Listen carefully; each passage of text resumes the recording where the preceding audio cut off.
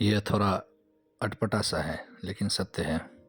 जानते हो तुम परेशान क्यों हो? क्योंकि तुमने परेशान होने के लिए किसी को अपनी सुपारी दे रखी है। लगा ना थोड़ा अटपटा? ये क्या कह रहे हैं गुरुजी, ये क्या कह रहे हैं कि मैंने सुपारी दे रखी है अपने दुखी होने के लिए?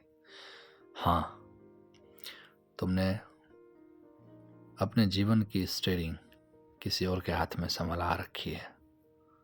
वो जिधर चाह रहा है उधर तुम्हारे जीवन को, कभी गड्ढे में, कभी किसी मोड़ पे, किसी मुआयने पे, कभी मियांडर की तरह चलाता हुआ जा रहा है।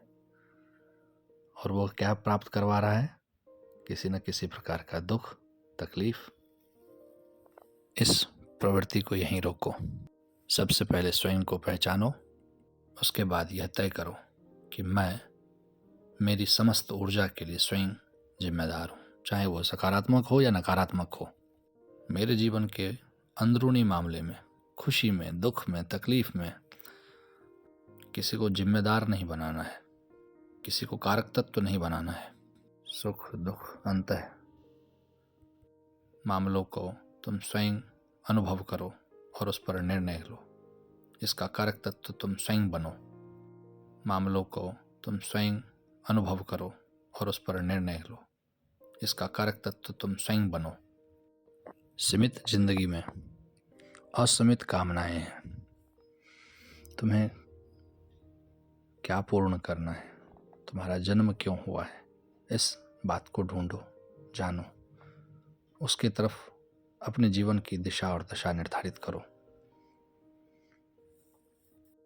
अंतःकरण को जानने के बाद तुम्हारे लिए कुछ भी शेष नहीं रह जाएगा। फिर तुम स्वयं कहोगे कि मेरे सुख दुख अंदरूनी मामलों के लिए मैं स्वयं जिम्मेवार हूँ। मैं सत्य जानने लगा हूँ, मैं सत्य को जान चुका हूँ और मैं सत्य जानता हूँ। इस प्रकार से की गई सिद्धि तुम्हें जीवन की सर्वोच्च सिद्धि प्राप्त करवाएगा। यदि वर्तमान तुम्हारा है तो याद रहे भविष्य भी तुम्हारा ही होगा। स्वयं को हर चीज के लिए एक जिम्मेदार तत्व मानो और हमेशा ध्यान रहे किसी ने भी तुम्हारी जिंदगी का वो हिस्सा जो सुख दुख कहलाता है उसका अधिकार प्राप्त नहीं है। उसका कारक तत्व तुम स्वयं हो। अपने आप को पहचानने के बाद, इस प्रश्न के उत्तर जानने के बाद फिर कोई शेष दुख नहीं रह जाएगा। फिर कोई ऐसी प्रश्न बार बार नहीं उठेगी जो तुम्हें कष्ट पहुंचाए, क्योंकि तुम स्वयं को जान चुके हो। तुम्हारा कारक तत्व तुम स्वयं हो। अहम ब्रह्मास्मि, इसी सिद्धांत के साथ चलो। हरि ओम तत्सत। महादेव शंभो।